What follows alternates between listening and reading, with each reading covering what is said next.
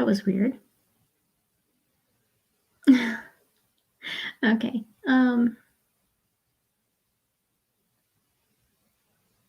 Yeah. So today I started a little early because I want to see just how far I can get in this book today, because tomorrow is a very special day. It's my birthday, and I kind of want to spend all of tomorrow and Friday with family. So I'm hoping to see how far I can get. I'm going to show 2 comments that I have already posted in the comments section. If you want to find book 2, here's the link for that. And also, if you want to go ahead and read or grab book 3, Youth, you can find it through this link here.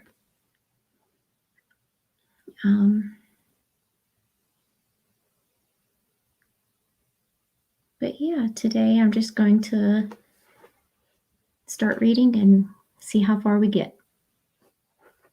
Probably going to end about 2, so we have an hour and 15 minutes, sorry. Should be fine, I believe.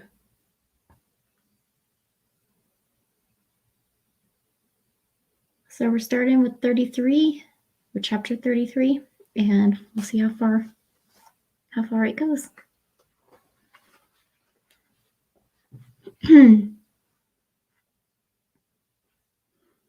Opportunity for improvement. Dimitri. I stared at the people before me. There are no rulers at all in this entire land. I was waiting for Katerina to get back, and the townsfolk had just dropped this bombshell on me. It had only been a few minutes, though, so I wasn't too worried about her. That's correct.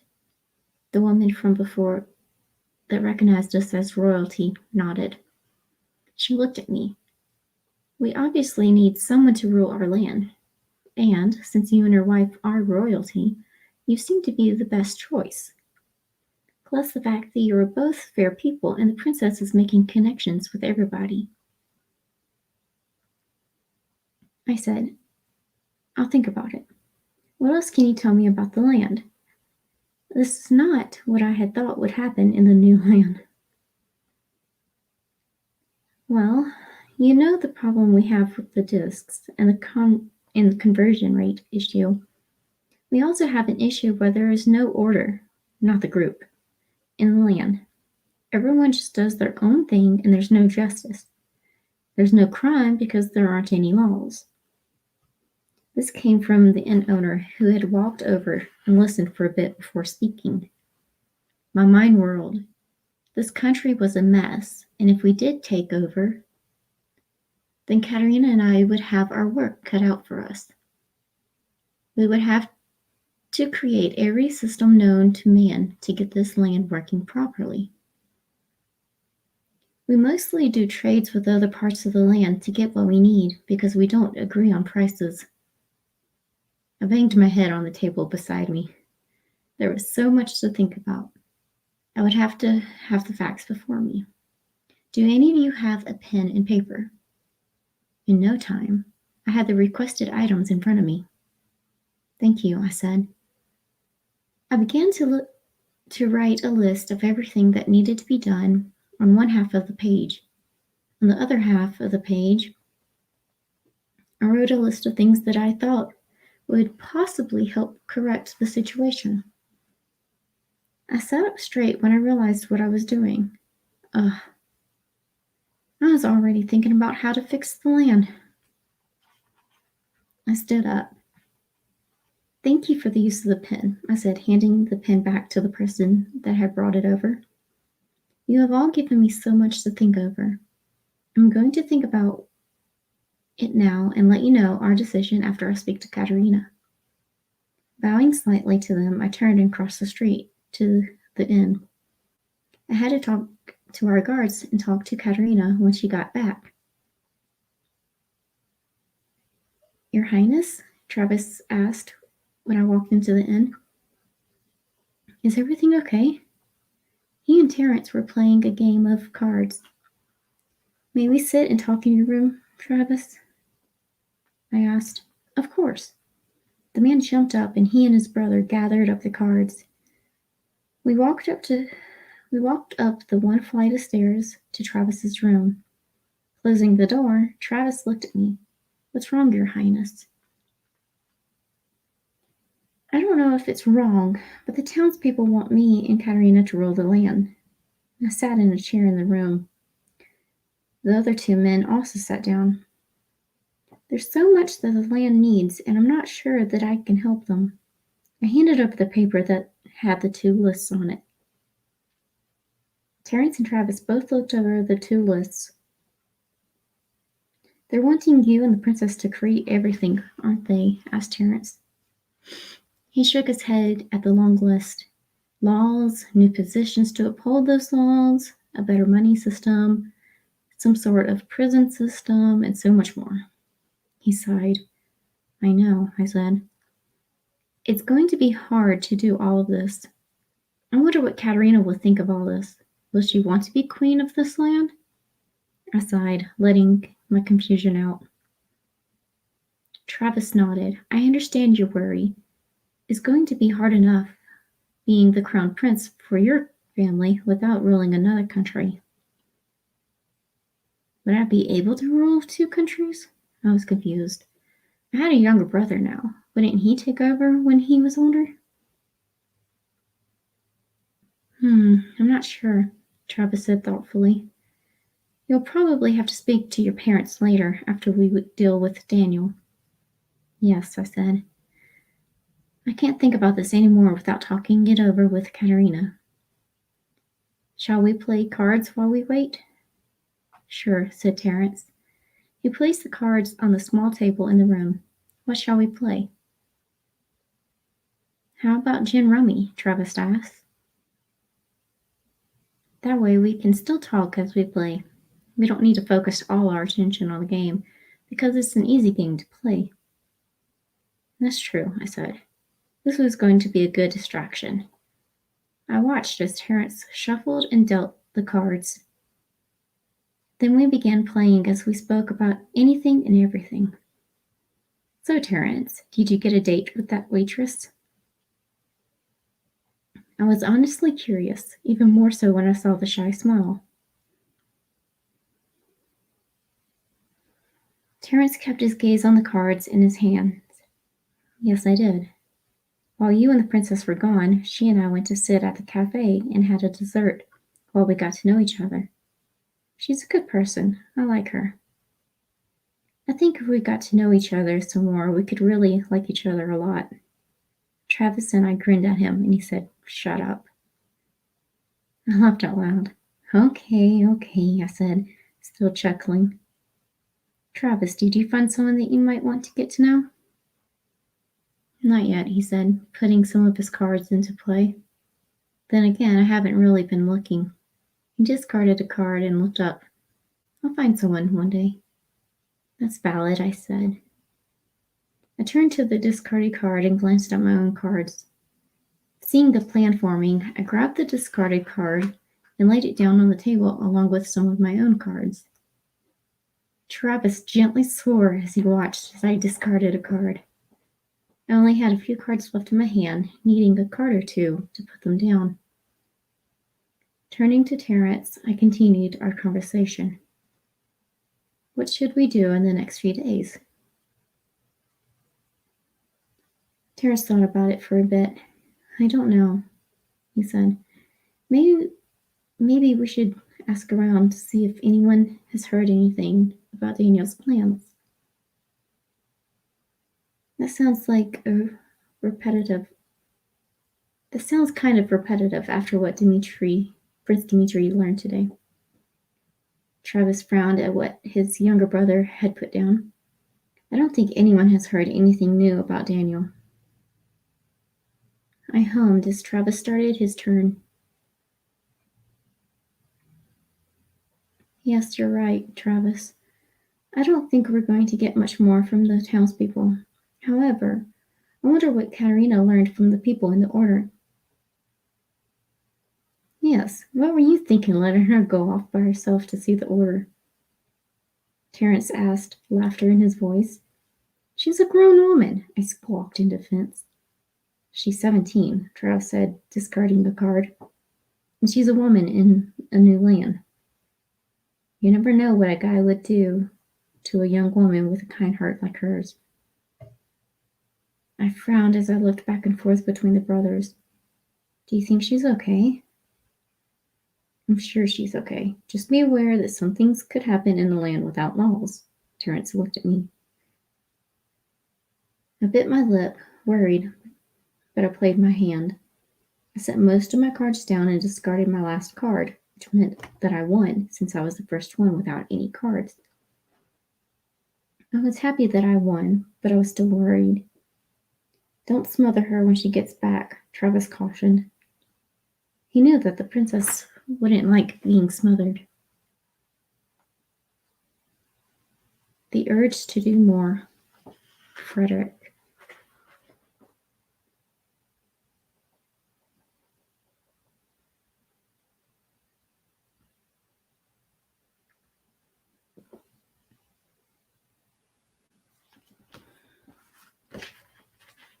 I looked at Julie in shock.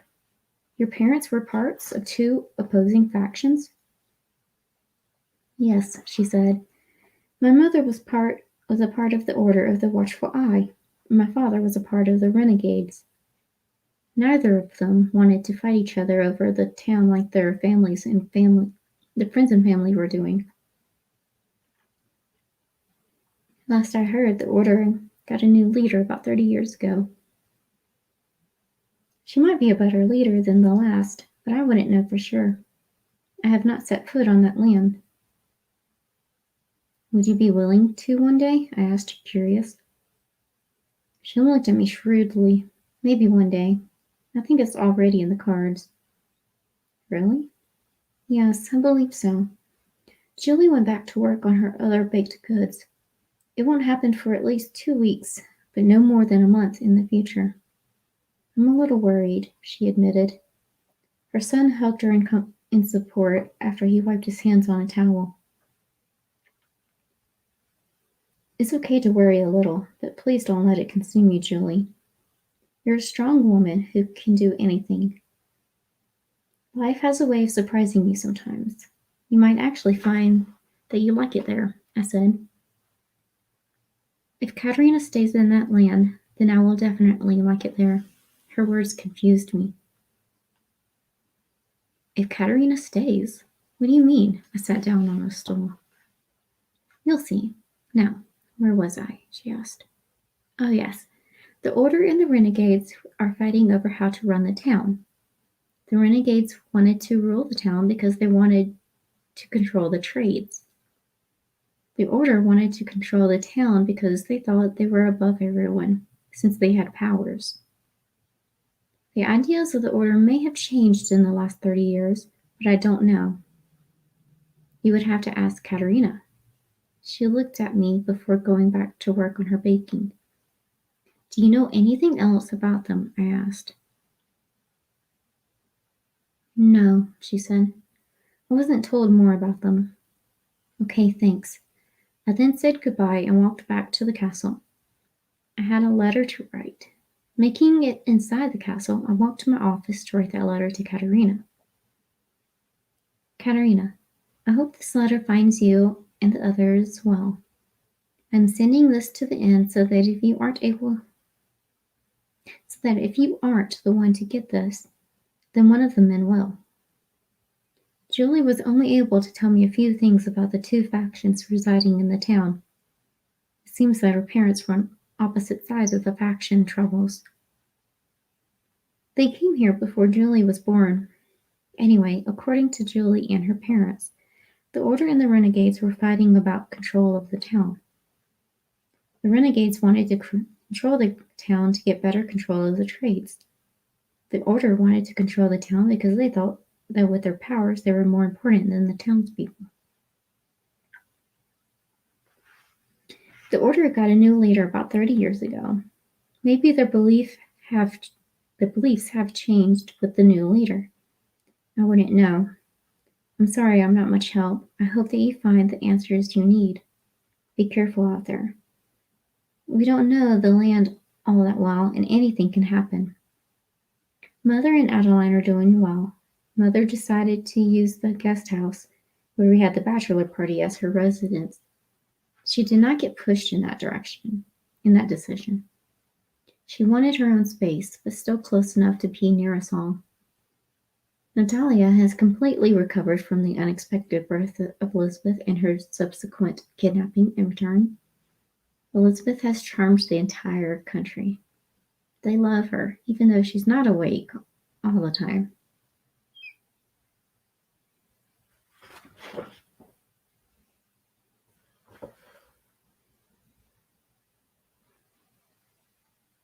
Okay, that was weird. George is doing well. He still hasn't found the woman for him yet, but I have hope that he will. Thomas is becoming quite the scholar. He gets more like you every day. He misses you. We all do. Derek is the little explorer still. Just last week he was off exploring the woods again, and he brought back a wounded owl. Blake got into a bit of trouble yesterday. He snuck into the stables and was in Sheik's stall after having moved the stallion into the stall next to Mirabelle's. Speaking of, Mirabelle had a healthy filly. Both filly and dam are healthy and eating well. You can tell Dimitri that his stallion is prancing about just as proud as any father. I have to go now. I need to send this off to you and then spend some time with the family. I love you, sis. Take care. Sincerely, Frederick Peterson, King of Amor. I folded the letter after it had dried, and then I stood up to take the letter to the space where we kept the doves.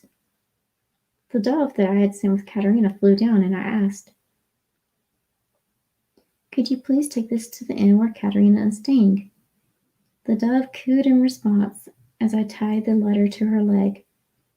"Thanks, girl." She flew off, and a male dove flew after her. Apparently they had recently mated. I smiled as I made my way down to where the rest of the family was. I walked into the sitting room where they were sitting. "Hey, everyone. I have a few things to tell you. With Katerina's letter, I spoke to Julie.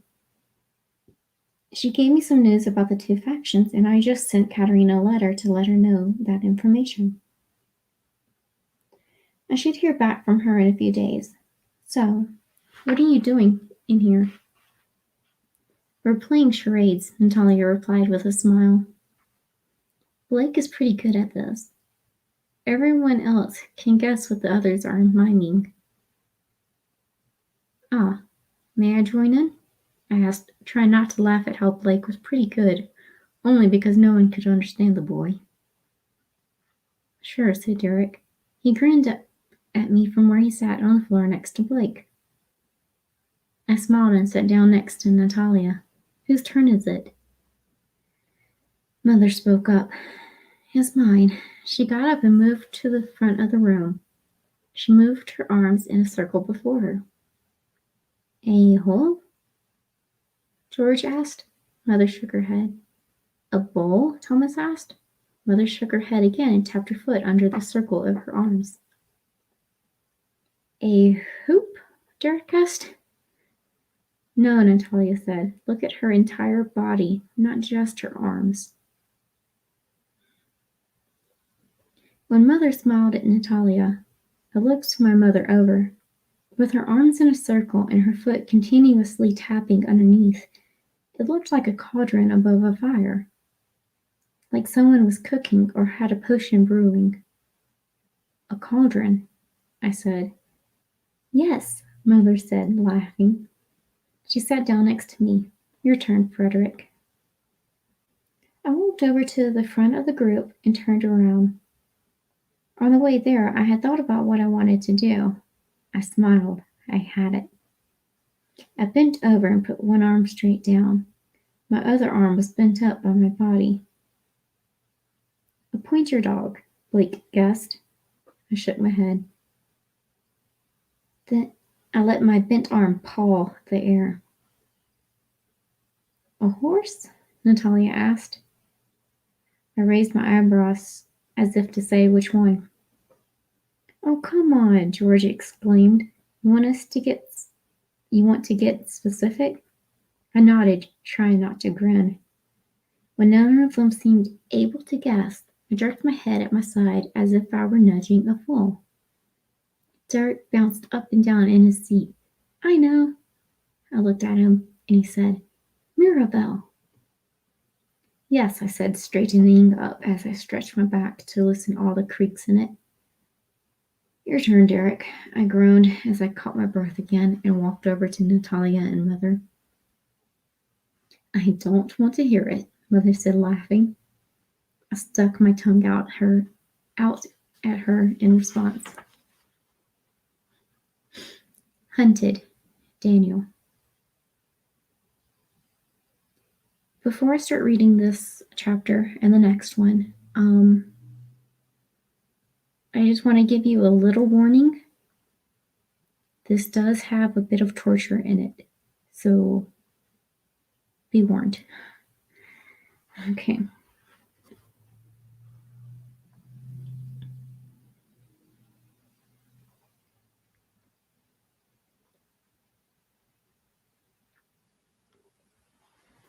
I turned around again, and again, no one was there. I had come down for some supplies for myself and Rolf while we trained the girls. I was now getting some food and drinks, handing over the discs that Rolf had given me, and I could still feel someone watching me. Of course, no one was looking when I turned around. I shook my head as I grabbed the food and drinks and walked out of the store to head back. As I walked, I thought about what the girls could do once they completed the training. It was going to be wonderful, having so many spies heading out to do our bidding. Some would probably specialize in seduction, and others would probably specialize in assassination. But the majority would specialize in both. I smiled and nodded when I noticed that other people were smiling at me. Apparently, they thought I was smiling at them. Oh well, it wouldn't hurt to make them think that I was a good guy. It would take the suspicion off of me when people noticed that their daughters would never come back. Or rather, never be the same. Looking around again, I still didn't see anyone, but I decided to hurry on my way. I didn't like the feeling that I was being hunted. I didn't know who it was, but they were persistent.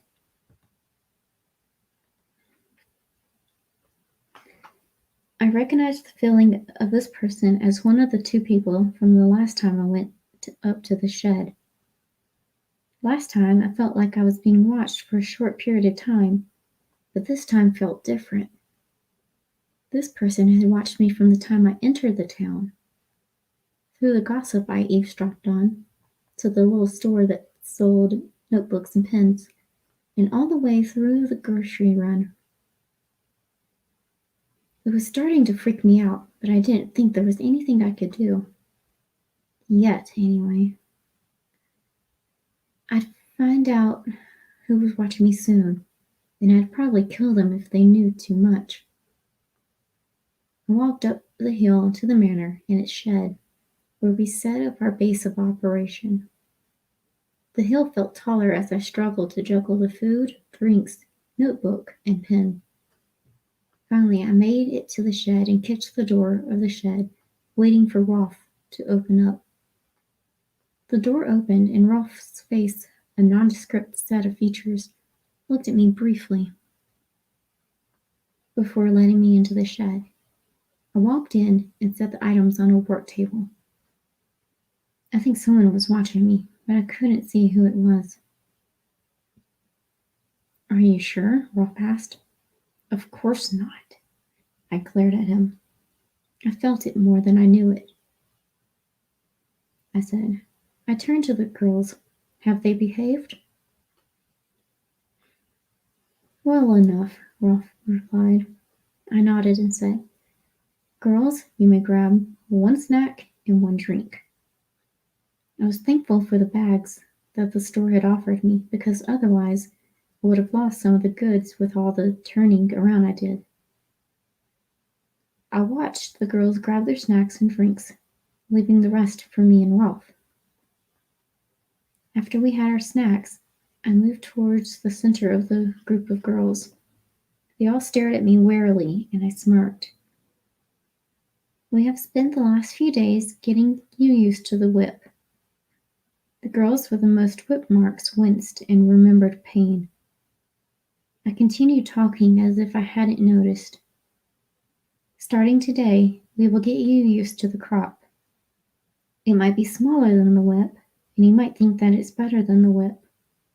But sometimes you can do as much damage with the crop as you can with the whip. The girls tried to back away from me. Rolf went to the table that housed all of the tools and toys that we would use to train the girls in pain and torture for the next 2 weeks. He grabbed the crop, a small square piece of leather on a thin corded handle, and walked back over to me. Here you go, sir, he said. Thanks, I replied. I took the crop and tapped it against the palm of my other hand. The smack of leather on flesh had several of the girls flinching.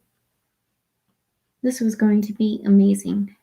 I couldn't wait until the girls were broken enough for the training to catch.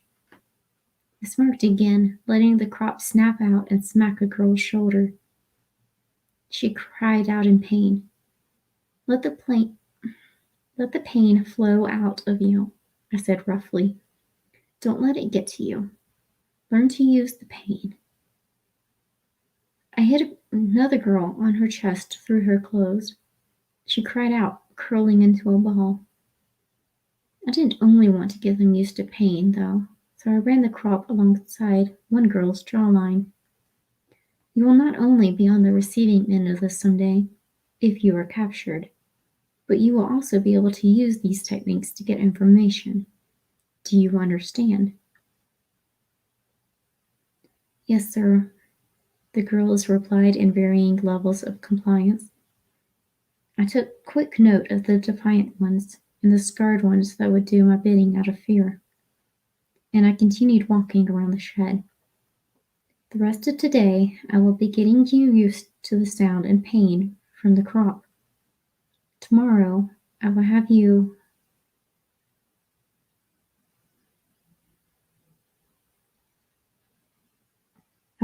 take turns using it on each other.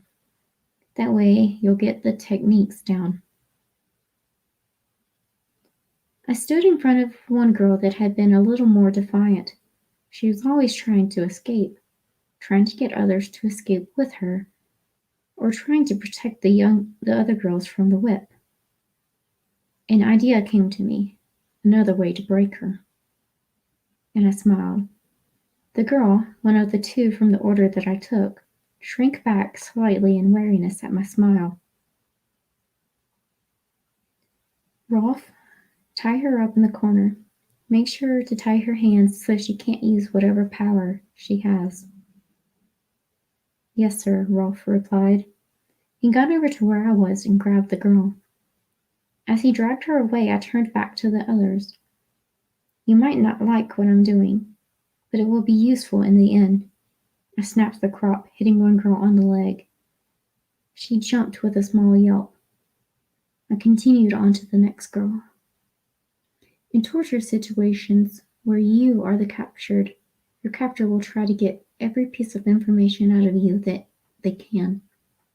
In torture situations where you are the one getting information, you will have to use these techniques to yank the answers out. Sir? Came Rolf's voice from the corner where he had tied up the girl. Yes, I asked. There's a window here. It's mostly blocked, but someone might have seen something, and that's why you felt someone watching you. I turned to look at Rolf and noticed the window for the first time. Shock coursed through my veins. Someone knew what we were doing here? It was happening again. Well, at least the princess was still in her country, happily living her life and living unaware of another land or his escape. Go look around this shed, I told him.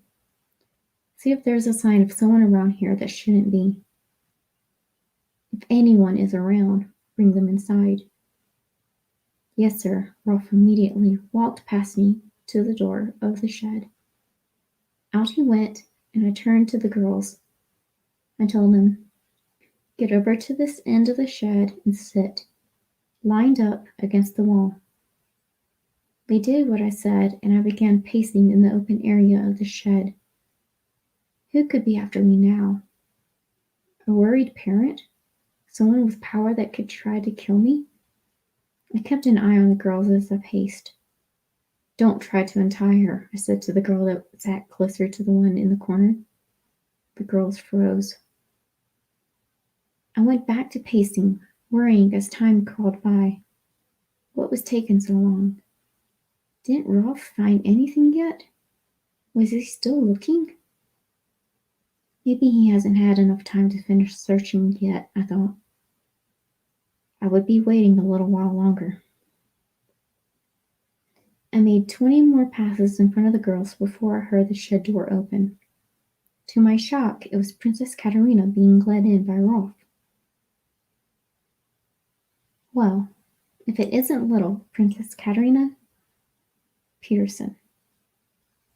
Princess Katerina Romanova, actually, the brat said smugly. Why was she so smug after having been captured? So, you married the Romanova prince, I said. Well, no matter. How did you know I had escaped and was here? I noticed that my girls were looking at each other in shock at who I was talking to. But I went over to Katerina and Rolf. Tell me. I'm not saying anything, Katerina spat. You will, I replied, going to a chain and hanging it from the ceiling. I smirked as her eyes widened. I wrapped the chain around her arms, keeping her arms behind her back, and handing the other end of the chain to Rolf. He would be lifting her if I so asked. The Huntress, Katerina. I left thoughts of the order behind when I got into the town proper. I was going to sit down with some food first, because I was starving. At a little cafe, I sat at a table outside. A girl came over and took my order before leaving. I sat there thinking about all the things that had happened since Eduardo's escape from our dungeons. How could things get crazy so fast? Had it really only been 3 weeks since the wedding in February? The girl came back with my bagel and tea.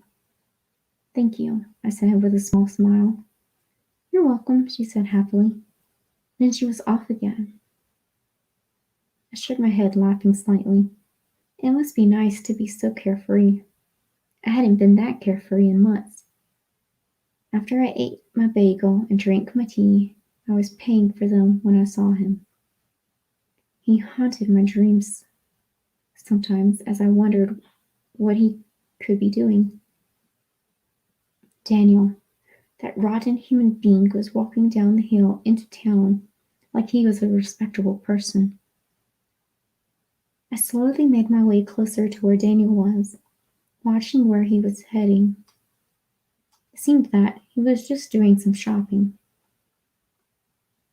I hid behind some people when he kept looking around. Apparently he could sense me, but I didn't think he knew it was me. I kept following him as he made his way into the stationery store. I ducked into the stationery aisles, staying hidden. I had to make sure that he didn't see me, but I also had to hear his conversations to see if he mentioned anything about the girls.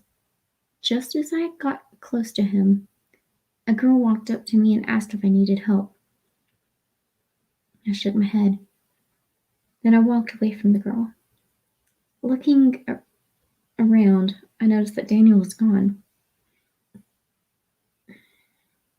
I had to find him again. I stepped outside of the store and saw him instantly. He was heading into the grocery store. I waited outside, trying my best to stay hidden. I looked in through the window at Daniel as he started to shop for food and drinks. I was wondering if he was actually getting food for the girls too, or if he was just getting snacks for him and his partner. As I watched, I said hello to the few people that greeted me.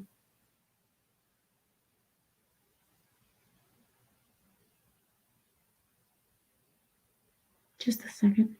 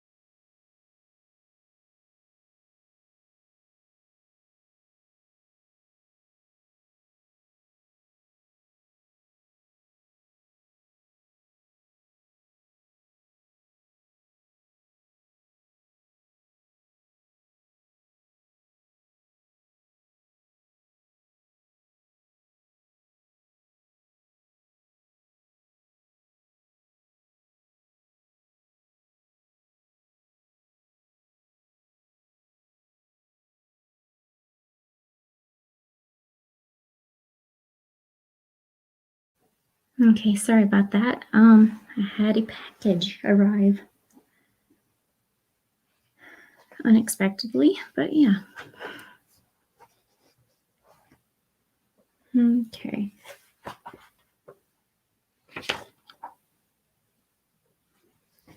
I pretended to be busy watching the trees across from me while I kept an eye on Daniel, or at least the store he was in. I couldn't see him at the moment. I got lost in thought while trying to keep an eye out. I seem to be doing that a lot, more so now than before the wedding. Most likely, it was just all of the crap going on in my life now. There was so much to do. I had to capture Daniel, free the girls, help the two factions come to an understanding at least, and then go home to have Daniel tried again. Looking around, I looked into the store, but Daniel was gone. Dang, I said, inwardly cursing myself out. Well, he was probably heading up the hill now. I got up and hurried up the hill, making it up there just in time to hide as the business partner came out of the shed. I watched as he seemed to be looking for something or someone. He stopped at the window, and my breath hitched. I watched him walk around the back of the shed, and I slowly headed towards the shed. I didn't want him to catch me, but I also didn't want him to hear me. I had just reached the door of the shed and grabbed the handle when the man's voice came from behind me. "I thought I felt eyes on me," he said, getting closer as I turned towards him. "Well, aren't you a cute little thing? You must be the princess that Daniel's been cursing. What shall I do with you?" He reached out and grabbed my arm. I struggled to get my arm out of his grasp. His grip was tight, and I knew I would probably bruise.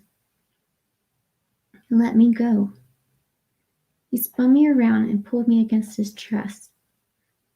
His arm banded my arms against my sides. "I don't think so," he replied. He held me tightly, even as I struggled to get free. "Daniel should decide your fate." He opened the shed door, and there was Daniel pacing in front of a line of girls. "Well, if it isn't little Princess Katerina Peterson," Daniel smirked. "Princess Katerina Romanova, actually," I said smugly. "So, you marry the Romanova prince," he said. "Well, no matter. How did you know that I had escaped and was here?" He walked over to me. "Tell me." "I'm not saying anything," I spat. I couldn't believe that he was only interested in that. "You will," he replied, going to a chain and hanging it from the ceiling. My eyes widened as he wrapped the chain around my arms. I noticed that his partner held me until the chain was wrapped around me. Then Daniel handed the other end of the chain to his partner. Daniel walked over to the table of torture toys. Picking up the whip, he walked back to me and I trembled. He was really going to use a whip on me. Daniel's voice broke me from my thoughts. "I'm going to ask you again. How did you know I had escaped the workers' camp and arrived here?" I tried backing away from him, but I didn't get far before the whip snapped the air next to me. I screamed at the sound and movement. "Tell me." I trembled slightly, terrified at the horrible situation. Even though I didn't want to give him any information, my mouth moved on its own. "Dimitri and I found out that you had a business partner, so we went to the island where we caught you. We wanted to see if we could find out who it was, and then if we could stop them. We didn't find out that you had escaped and that Eduardo was dead until we were almost to the harbor, where we headed over here." "What do you know of our plans here?" Daniel asked, running his hand over the whip. "I only have to look at the girls back there to know that you were up to something nefarious," I answered, dreading what he might do with the whip. I screamed in pain when the whip snapped out and lashed my thigh. Tears gathered in my eyes as I looked up at him. The girls against the wall winced in sympathy. "Don't speak to me like that." He motioned behind me and my arms rose behind my back. It was agony. "What do you know about my plans?" he asked again. "Nothing," I yelled, trying to bend forward slightly to take some of the pressure off my shoulders. "Don't yell at me." He cracked the whip again and it hit my other leg, curling around it briefly. He chuckled at my second scream, like he was getting pleasure out of torturing me. "Does anyone know that you came up here?" "Yes," I lied, sobbing slightly in pain.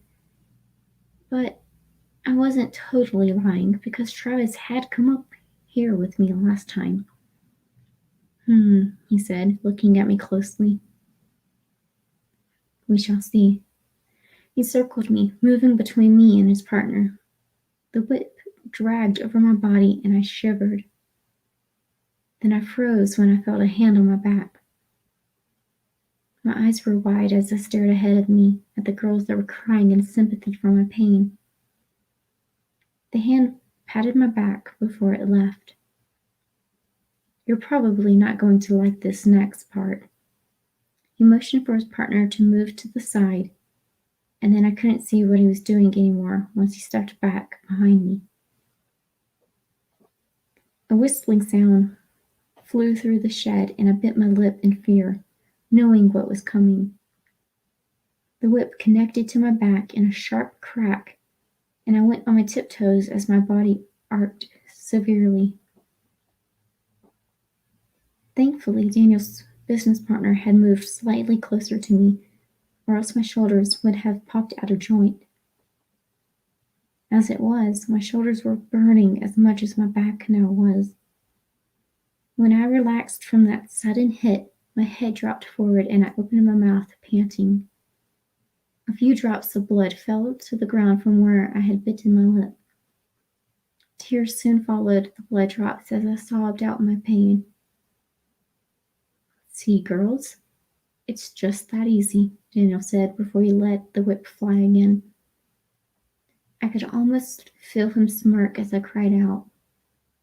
If they don't tell you what you want to know, then you keep at it.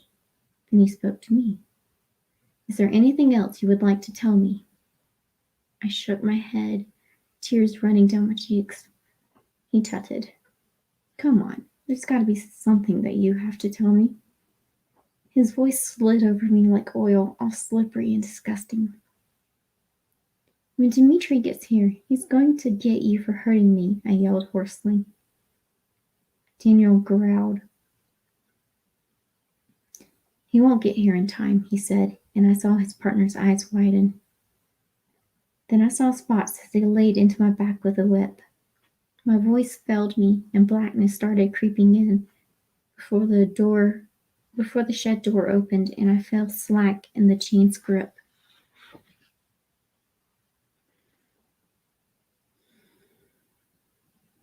The beginning of the end. Dimitri. My vision turned red as I burst into the shed. I thought that I was just going to bust Daniel for escaping the workers' camp and kidnapping girls, but when I saw Katerina hanging tied with a chain, I snapped. With a roar, I charged Daniel, thankful I had my sword with me as he whirled around in surprise. The whip nearly hit me and I knocked the end of it aside with the sword. I didn't even notice the guy that ran past me as I pointed my sword at Daniel. Face me like a man, I said. I'll even wait for you to grab a sword. Movement on the floor caught my attention, and I turned slightly before pain bloomed in my left arm. I hissed as I looked at it. A knife was stuck just below my shoulder. If I hadn't have turned, the knife would have stabbed my heart. I glared at Daniel. You coward! He swung the whip at me, but I dodged and swung my sword. His head fell to the ground and rolled as his body fell where it stood.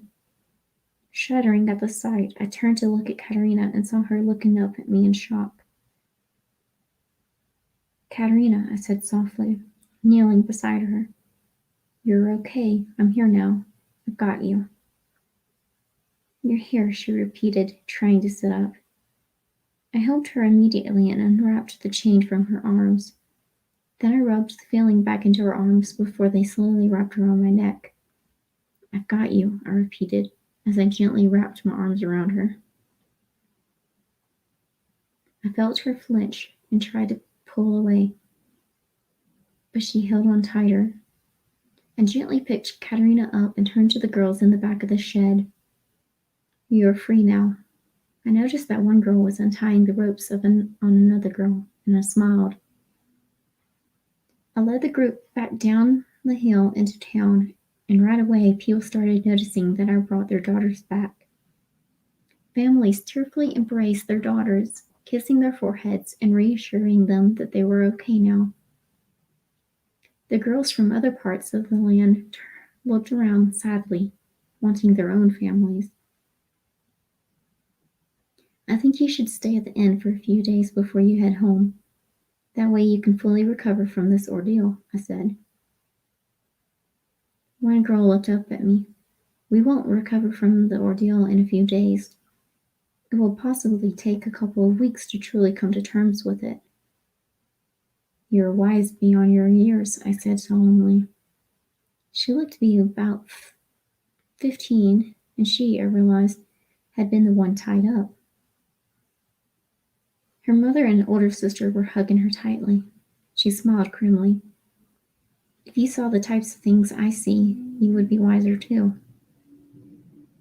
You're a seer, I realized. She nodded. I turned to a woman that was walking to me just as she began to speak. Your Highness, let's get her to your room so I can heal her wounds. Her voice was a deep melody. I nodded, and we walked inside the inn and up to the room that Katerina and I shared. I unlocked the room with difficulty and led the way inside. Laying her on her stomach, I cut the back of her shirt open. On Katerina's back was a crisscross of welts and cuts. I gasped at the sight. I couldn't believe the pain she must be in, but thankfully she was unconscious.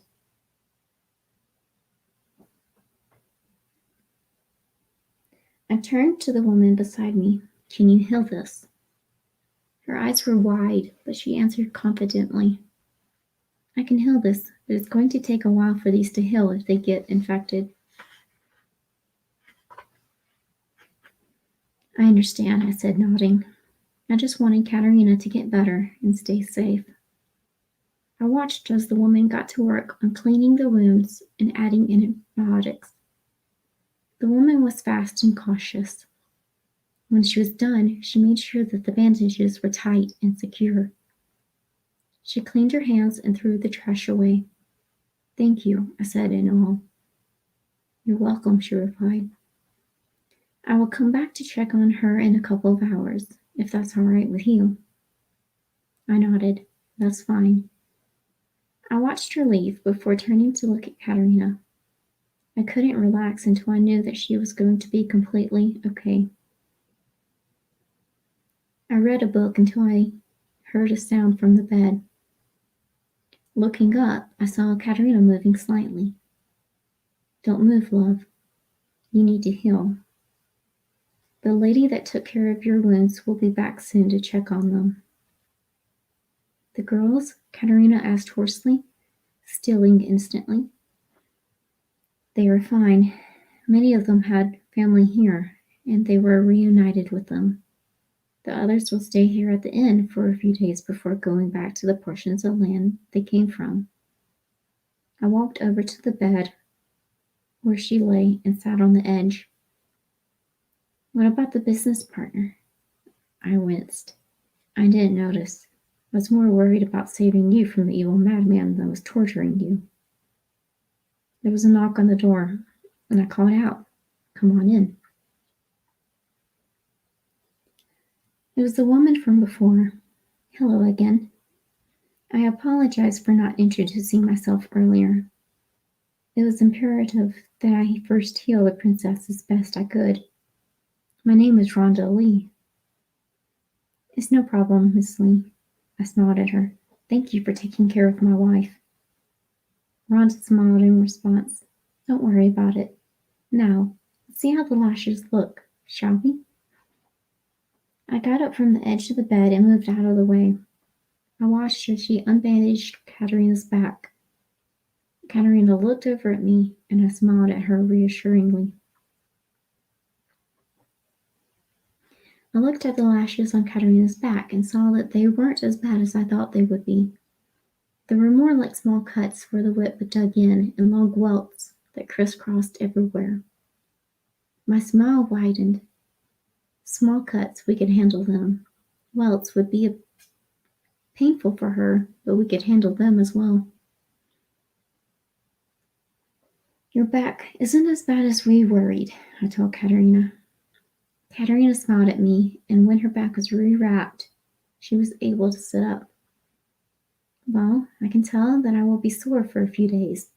Don't worry, she said to me. I'll be careful. I'll also have regular checkups to make sure that I'm healing properly. I nodded, glad that she was taking things seriously. Okay, I said. I didn't notice when Miss Lee left because I was trying to broach a subject that would be rather traumatic for Katerina. Katerina, I'm sorry, but I have to ask, how did you get captured? She swallowed heavily. I was following Daniel and trying to remain unseen. I walked up the hill and hid when I saw the shed door open. The business partner stepped out and shut the door. The business partner stepped out, shut the door, and walked over to the window that Travis and I used to spy on them before. I was worried, but I waited until he walked around the back of the shed. I was going to sneak in and hide, but as I got to the door, the business partner caught me. I struggled, but he was too strong. She took a shuddering breath.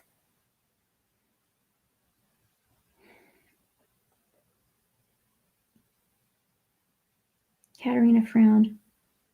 I don't know. It seemed like he was a nondescript kind of person. Normal hair color, normal eye color, normal skin color. Her frown returned. It's almost like he's a chameleon. There's no way to know what he looks like. Her eyes looked up at me, worry and confusion swirling in their depths. Did you hear his name at any point while you were in the shed? She shook her head. Daniel never called him by name. Her mind went back to the torture session. Daniel didn't seem to want me to know. Daniel seemed to be using my torture to teach the girls how to torture someone, and also how to survive torture if they were captured. It doesn't make sense. I swallowed. We might have to ask the girls what went on before you got there, as much as I hate to put them through the trauma again. Someone knocked on the door, and I hurried to the door. Opening it slightly, I sighed in relief before opening the door wider. Come on in, guys. Travis and Terrence walked into the room. Hey, said Terrence to Katerina. We're glad you are doing better. I have a question that only you can answer. When you went to the Order's headquarters, what were they like? Katerina looked at me before looking at the brothers. The members of the Order were very nice to me when I met them. I don't think I met everyone, though. She took a deep breath. The leader of the Order, Danica, gave me a small test. I pulled a card and it told her that I have powers. I don't know what else it told her, because she didn't let me know everything the card held. I'm going to have to ask them to teach me how to train my powers, I suppose, after this all calms down. Sounds interesting, I replied. Interesting? It sounds cool, Terrence said. Travis spoke up. When you train your powers a bit, you'll be able to protect yourself better. I nodded in agreement. Katerina's safety was always going to be my number one priority. After our talk, the four of us went downstairs to eat. We were starving. I sat Katerina down first before Travis, Terrence, and I sat down. A woman came over to take our order, and she was smiling from ear to ear. After we ordered some food and drinks, I asked, "What's going on?" "Oh," she said happily, "we're having a huge celebratory party to welcome the kidnapped girls back home. Also, it's to celebrate your win against that evil man." We looked at each other in surprise as she walked away. A party? Maybe we could relax and join in. It wouldn't be too bad, would it?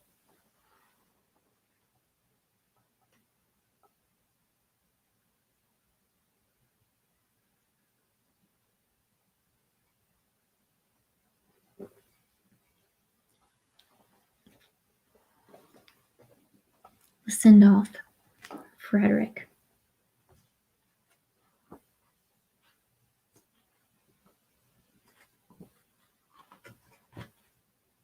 Hmm.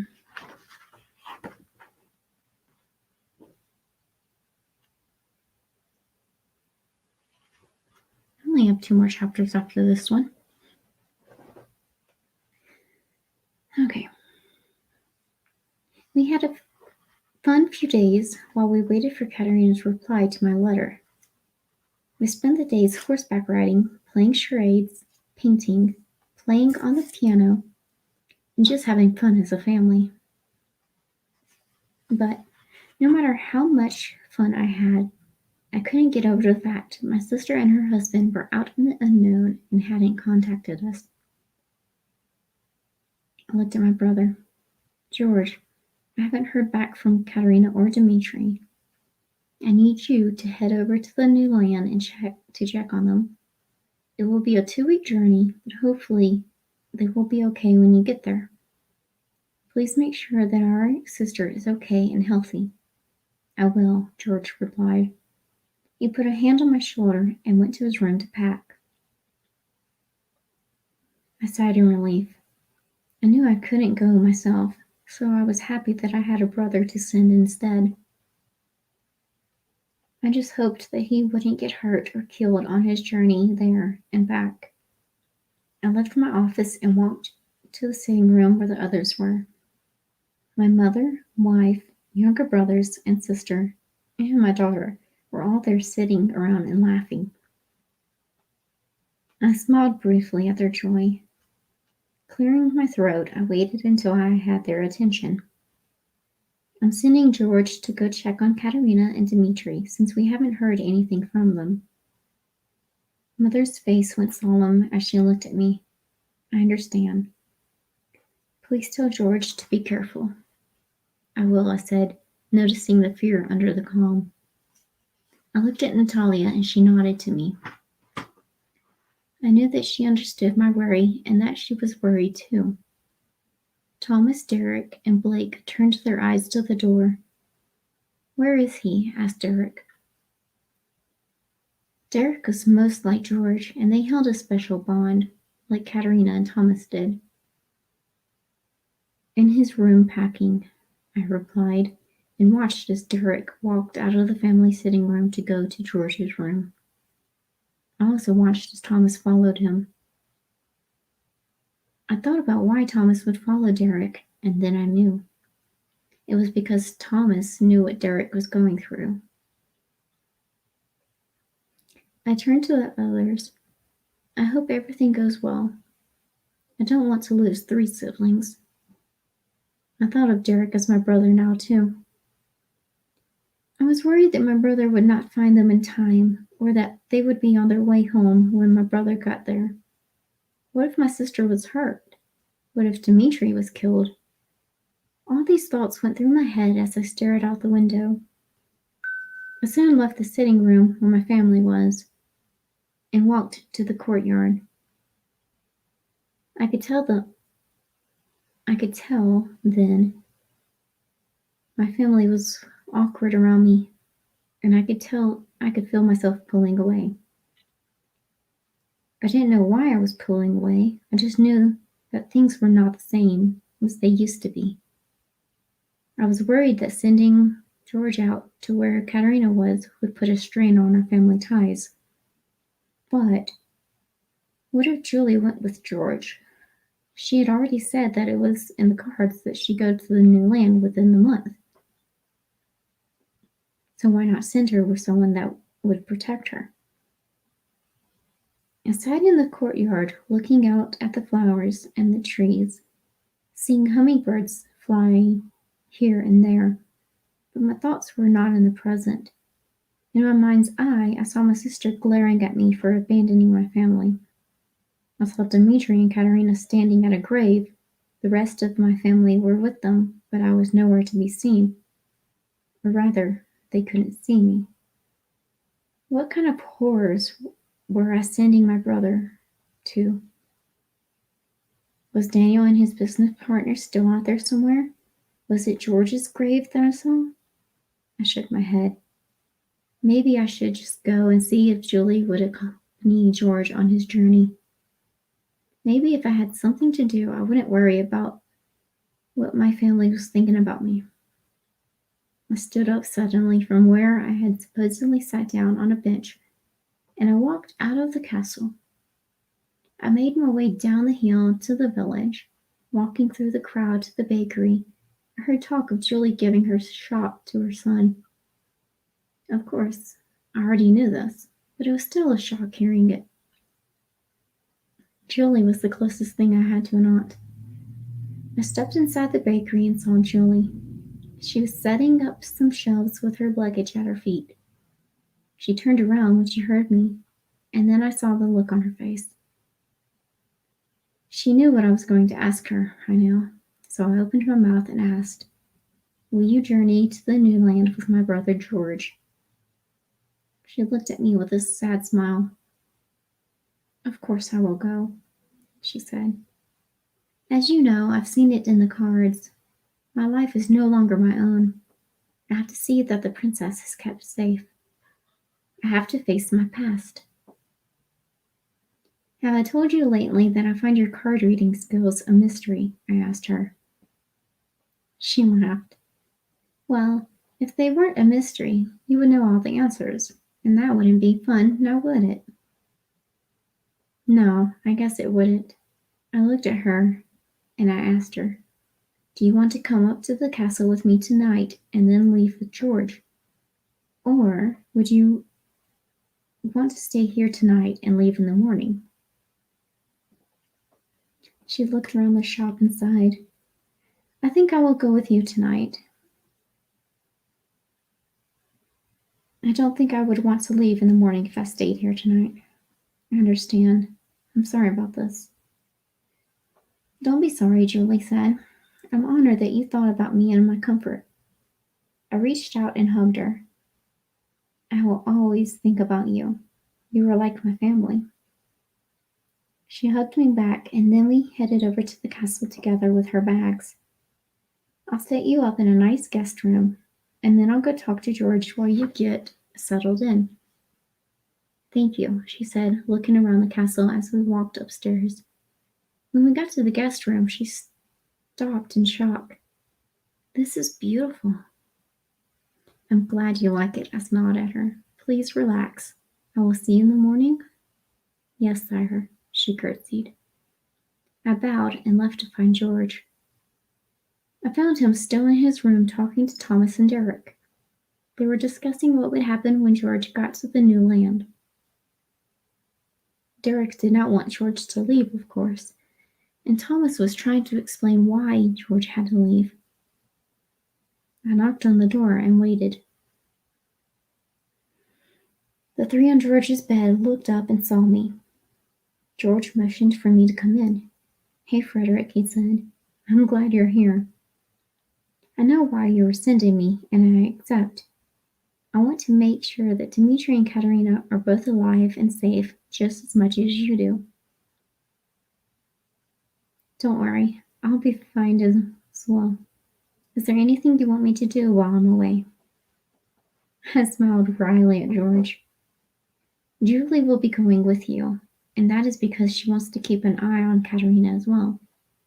She has already given her shop to her son and is ready to possibly settle a shop in the new land. Or at least, I think she is." George smiled. "That seems like something that Julie would do. But maybe she's decided that she's done owning a bakery." "Maybe," Thomas agreed, and I smiled at him. Derek looked between me and George and frowned. "You really aren't sending George away because you don't like him anymore?"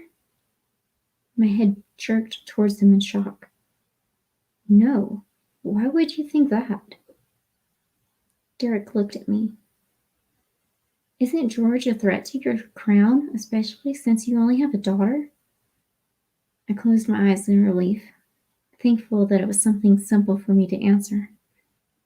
Opening my eyes, I smiled and said, "Of course not. We're family. I would never think of any of my brothers that any of my brothers were a threat to me for the crown. If I die before I have a son, then George will be king. Please have sons, George all but begged. We all burst out laughing. When we calmed down, I asked Derek, "Are we good now?" "Yes," he replied. He smiled. "Good," I said with a grin.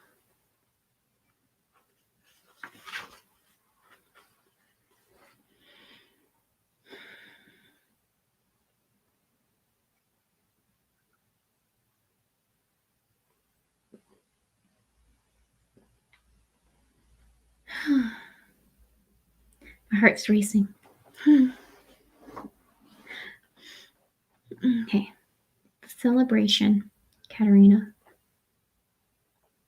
A few days later, when the celebration party finally started, I made my way downstairs.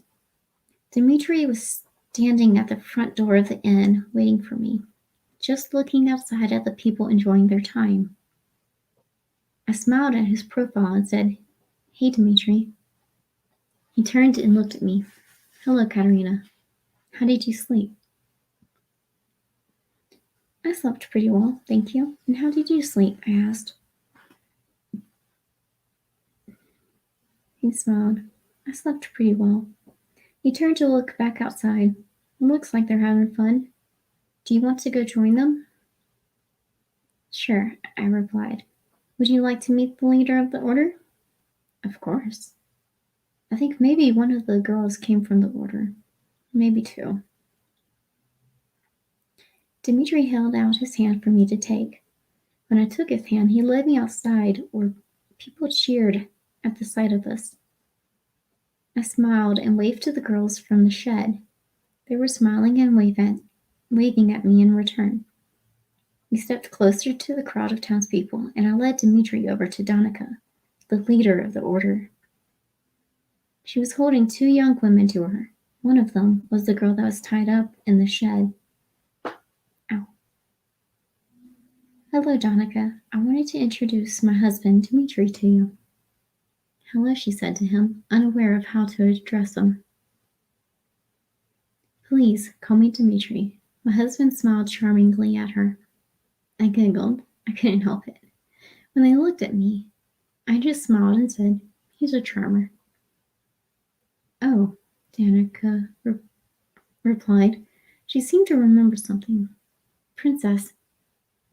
"Katerina," I interrupted slightly. "Katerina," she said. "We need to speak about your training." "I will leave you to it," Dmitri said with a smile. He kissed my temple and left to join Terence and Travis, who were also talking with townspeople. "What will I be learning?" I asked. "And when do we start?" "We will begin in 1 week to teach you how to start lifting water droplets into the air." Danica smiled at my enthusiasm. "After water droplets, you will learn how to form a water ball." That would be cool, and I told her so. I think that would be cool. Starting small with water droplets is a great start. I was really excited about learning magic. After the water ball, what else could I learn? My face lit up. Danica laughed. "There's so much to learn. You could have an affinity for only water, fire, earth, air, or any combination of the elements. You could also learn about glamours, shielding, or other types of magic." "Glamours?" I asked, face paling slightly. Had Daniel's partner been wearing glamours? "Is everything okay?" Danica asked. "You went pale when I mentioned glamours." "Yes, everything's fine. I was just worried that maybe the bad guy was wearing glamours." "The one my youngest said got away?" Danica asked. When I nodded, she replied, "Then he'll slip up one day and you'll catch him." I couldn't help but smile. "Thank you, Danica." We got to talking about other things then, and the day passed in a brilliant flash of colors and faces. That night, everyone danced for hours. By the time I got to our room at the inn, I fell asleep before my head hit the pillow. I soon learned that the next few days would be the same. The next day, Dmitri and I decided to speak about the future.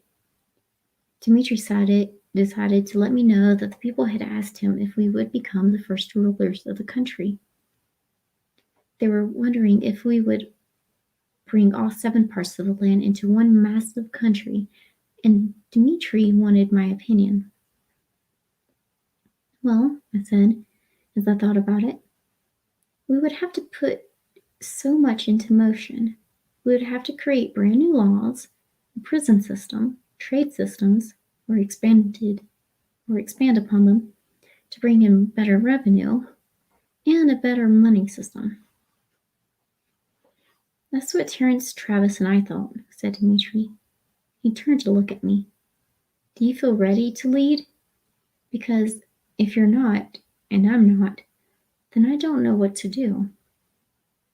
These people need someone, and if it's not us, I'm worried that they will never move forward. Are we ready for this? I asked. I was worried that we would make an even bigger mess if we weren't ready for this responsibility. Dmitri sighed, rubbing a hand over his face. I really hope so.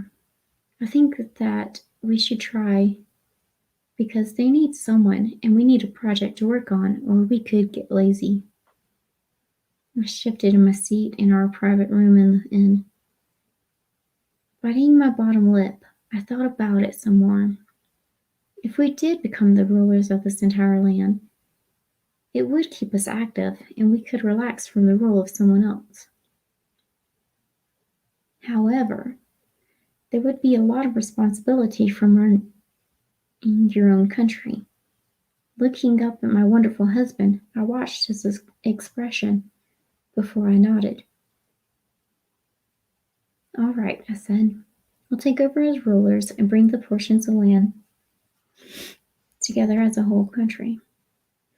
He smiled. We will be able to do this, Dmitri said, leaning over the table to kiss me. I'll help you every step of the way. Well, let's go let everyone know and let them celebrate the fact that they now have a king and queen. I smirked at him before kissing him back. Okay, he said, smiling happily. We stood up and walked to the door. How do you want to do this?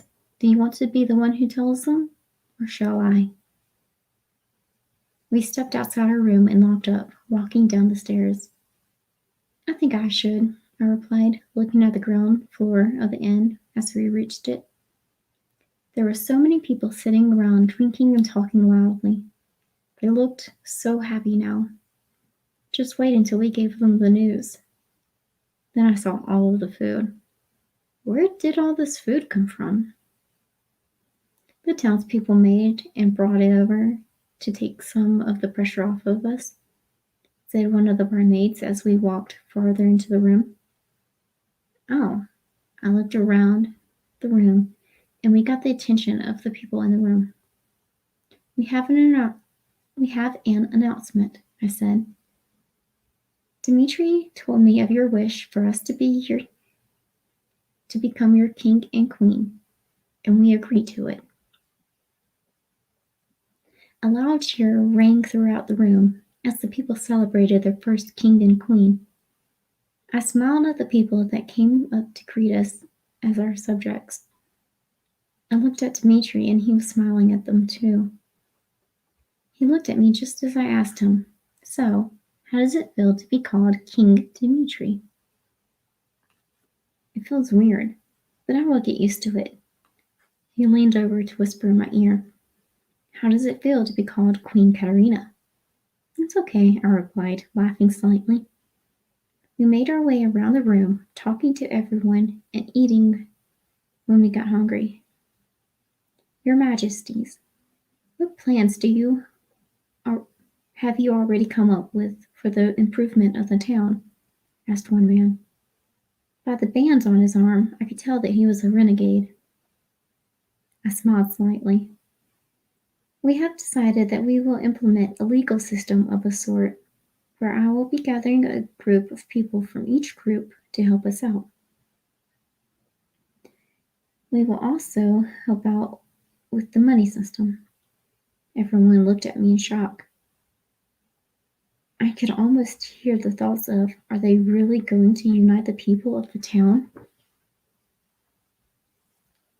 Plans are made. Again, Dimitri. We partied all day long, celebrating the fact that we were able to help out a town full of people. Drinks were being passed around, but Katerina and I declined them.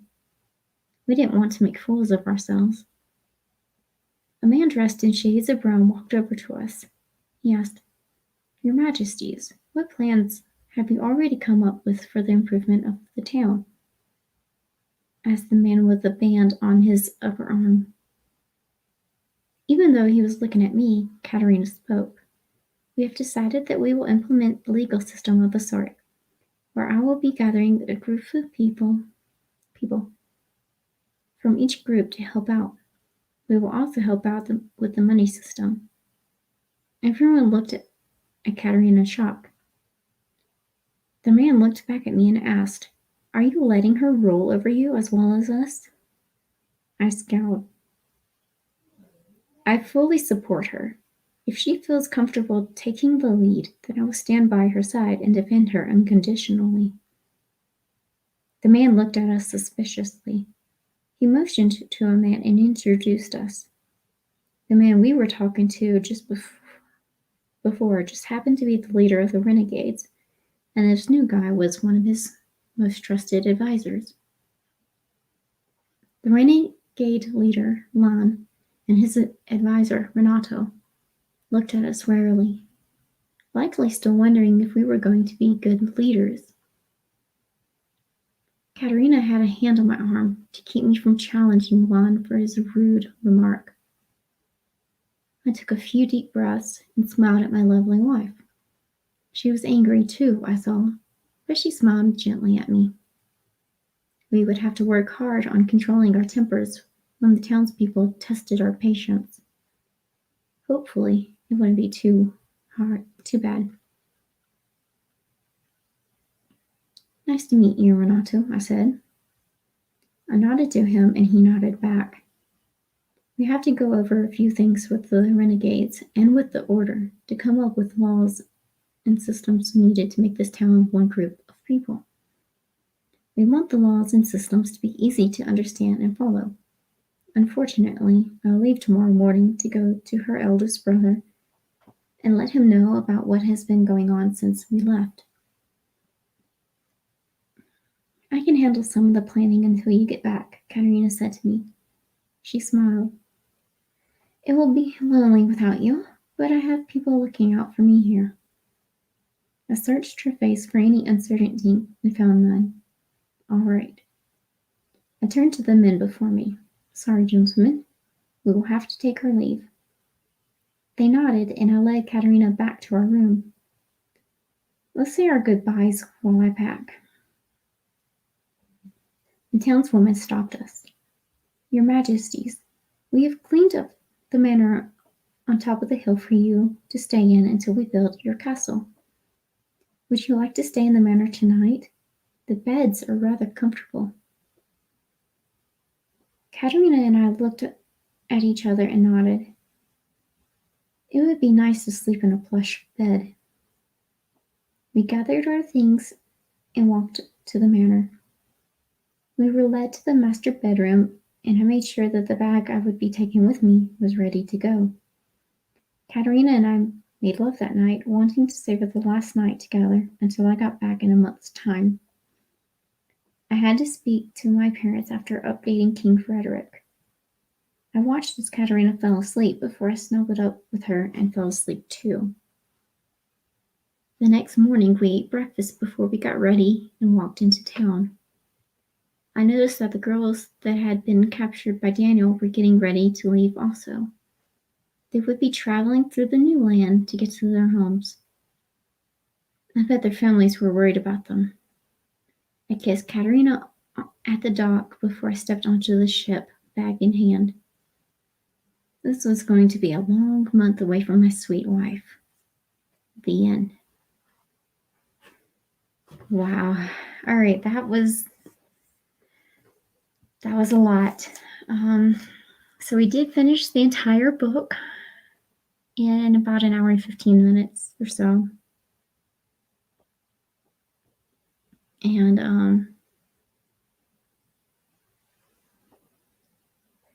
I am so happy. I'm so happy to finally finish this book. Now I can rest tomorrow for my birthday and Friday. And then I have to go through the Kindle version of my book to see where I should stop each reading for that and go from there. All right. Thank you for reading this with me, and I hope you have a wonderful day. All right.